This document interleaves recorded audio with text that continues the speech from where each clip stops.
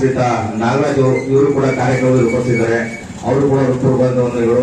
ಹಾಲು ಉತ್ಪನ್ನಗಳ ಸಹಕಾರ ಸಂಘದ ಅಧ್ಯಕ್ಷರಾದ ಶ್ರೀತಾ ವೈಕೆ ಉಮೇಶ್ ಇವರು ಕೂಡ ಹೃತ್ಪೂರ್ವಕ ವಂದನೆಗಳು. ಹಾಗೂ ಗ್ರಾಮ ಪಂಚಾಯತಿ ಸದಸ್ಯರಾದಂತಹ ಸ್ನೇಹಿತರಾದಂತಹ ಶ್ರೀತಾ ಶೇಖರ್ ವೈಎಸ್ ಇವರು ಕೂಡ ಹೃತ್ಪೂರ್ವಕ ವಂದನೆಗಳು. ಗ್ರಾಮದ ನಾವು ನಿರಂತರವಾಗಿ ಏನು ಈ ಕೃಷಿ ಪತ್ತಿನ ಸಹಕಾರ ಸಂಘ ಸ್ಥಾಪನೆಯಾಗಿ 15 ವರ್ಷ ಆಯಿತು. ಅಲ್ಲಿಂದ ನಾವು ನಿರಂತರವಾಗಿ ಸಹಕಾರಿ ಸಂಸ್ಥೆಗಳು ಈ ಗ್ರಾಮದಲ್ಲಿ ಹಾಲು ಉತ್ಪಾದಕರ ಸಹಕಾರ ಸಂಘ, ಕೃಷಿ ಪತ್ತಿನ ಸಹಕಾರ ಸಂಘ ಮತ್ತು ಇತರ ಸಂಘ ಸಂಸ್ಥೆಗಳು ಸೇರಿ ನಿರಂತರವಾಗಿ ಆಗಾಗ್ಗೆ ನಾವು ಮಹನೀಯರ ದಿನಾಚರಣೆಗಳು, ಹುಟ್ಟುಹಬ್ಬಗಳು, ಪುಣ್ಯ ನಡೀತಾ ಇದೆ. ಫಸ್ಟ್ ಟೈಮ್ ಆಯೋಜನೆ ಮಾಡಿದ್ದೀರಾ ಸರ್?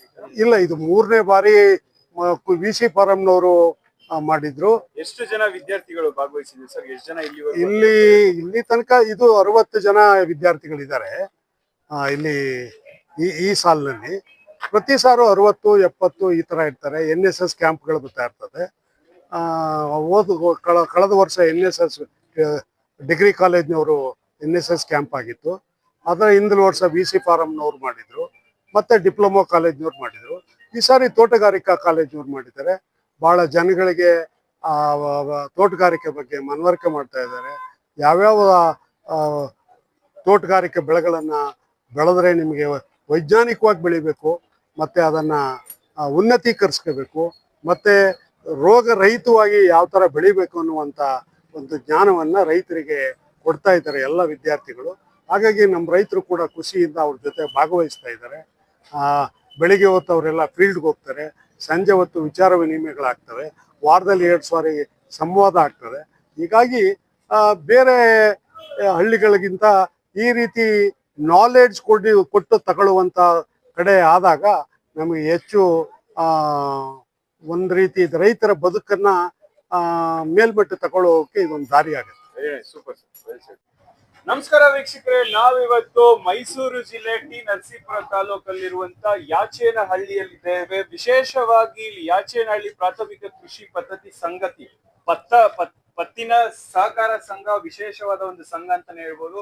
ಸೊ ವಿದ್ಯಾರ್ಥಿಗಳಿಗೆ ಅರಿವು ಮೂಡಿಸುವ ನಿಟ್ಟಿನಲ್ಲಿ ಸುಮಾರು ಆಲ್ಮೋಸ್ಟ್ ಸ್ಥಳೀಯವಾಗಿರುವಂತಹ ಹಲವಾರು ಸಂಸ್ಥೆಗಳ ವಿದ್ಯಾರ್ಥಿನಿಯರು ಸೊ ಕೃಷಿಗೆ ಸಂಬಂಧಪಟ್ಟ ಚಟುವಟಿಕೆಗಳನ್ನ ಪ್ರಾಕ್ಟಿಕಲ್ ಎಕ್ಸ್ಪ್ಲೋಜರ್ ಕೊಡುವ ನಿಟ್ಟಿನಲ್ಲಿ ಈ ಒಂದು ಸಂಘ ಮುಂಚೂಣಿಯಲ್ಲಿದೆ.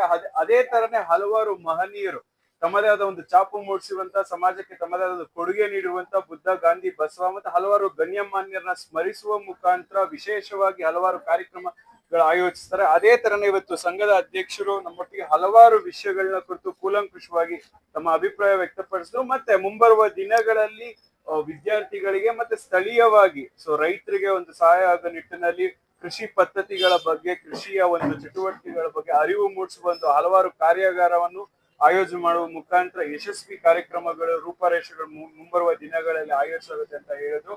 ಇದಾಗಿತ್ತು ಇವತ್ತಿನ ವಿಶೇಷ ವರದಿ. ನಮಸ್ಕಾರ.